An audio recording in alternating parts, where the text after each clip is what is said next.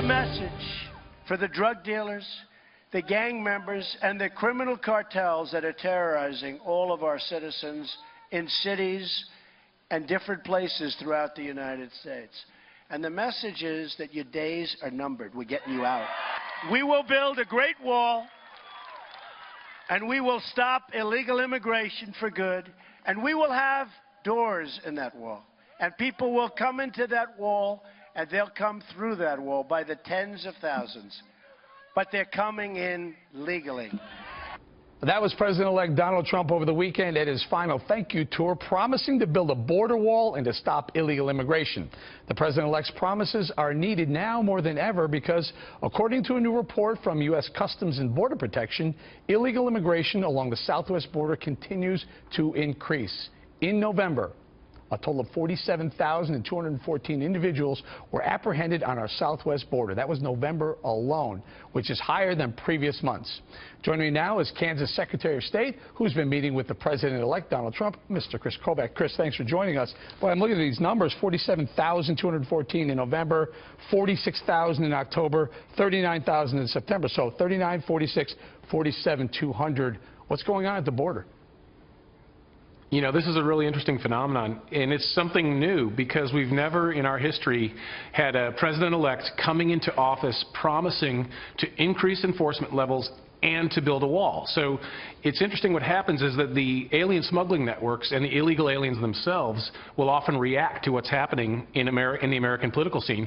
And it appears, we don't know for certain, but it appears that many are saying, look, I'm going to try to get in now before the wall is built, and I'm going to try to get in and get embedded in a community now before they start ramping up enforcement under a Trump administration. But it shows that they are taking seriously President Trump's promise to restore the rule of law, and he is going to do that. All right, Chris, some of the things that strike me with an open border as we have, and not open, but a Swiss cheese board, they call it, terrorism is a concern. Yeah.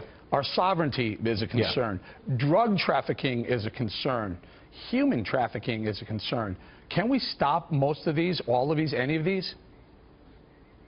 You know, we can dramatically reduce them, and in some cases, in some parts of the border, we can bring them to a complete halt. And I say that because in the San Ysidro sector, for example, that's down by San Diego, there's a 30-mile section there that has a double wall. It is the creme de la creme of border enforcement. It's down to virtually zero crossings there. So yes, in some places we can stop it completely.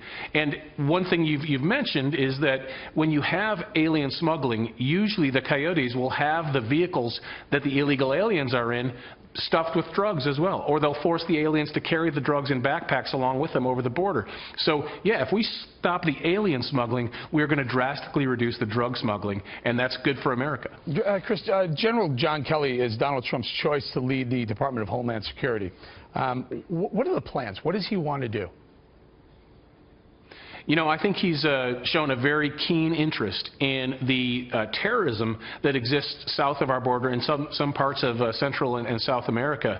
And so that awareness of a very real terrorism threat on our southern border is going to be very important. I think, you know, having spoken with him and having spoken with the president-elect, I think that you're going to see a real focus on securing Americans not only from illegal aliens who may be criminals and illegal aliens who may be taking jobs from Americans, but also those terrorists who are using our southern border. And we've been aware of this for, you know, more than 15 years, of many cases of terrorists coming across our southern border. And it's so easy for them to do right now, but under a Trump administration, that's definitely going to change. It's become a lot harder. Have we just been lucky? Have we been lucky that we've caught a lot of these people who've come across the border? As you point out, terrorists, ISIS has said, use the U.S.'s southern border as a method of getting in. Have we just been lucky it hasn't been worse? I guess so. You could say that, but you know, it has been quite bad. There have been a number of terrorists that we've caught, and I think anyone who's familiar with the southern border knows that for every individual we catch, there's probably at least 3 or 4 that we don't catch.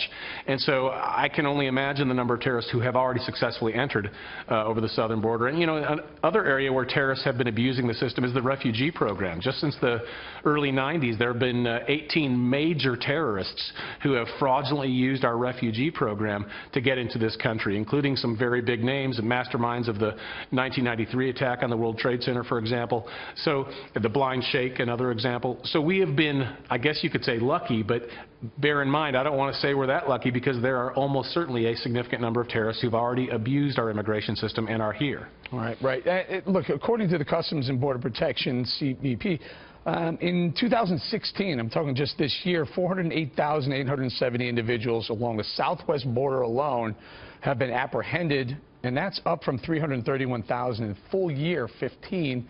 Are people trying to get across the border before President-elect Donald Trump is sworn into office?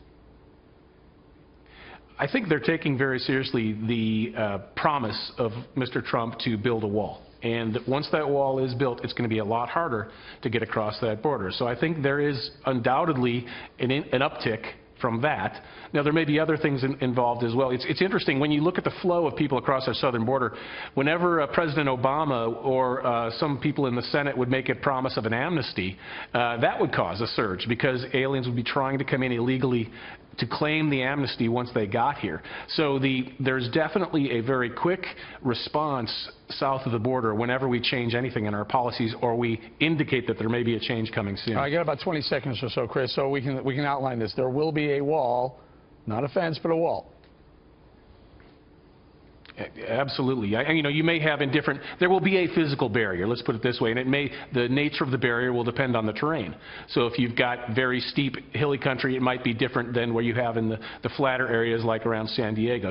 But there will be a barrier on the southern border, no question about it. All right, Kris Kobach, thank you very much. Good stuff.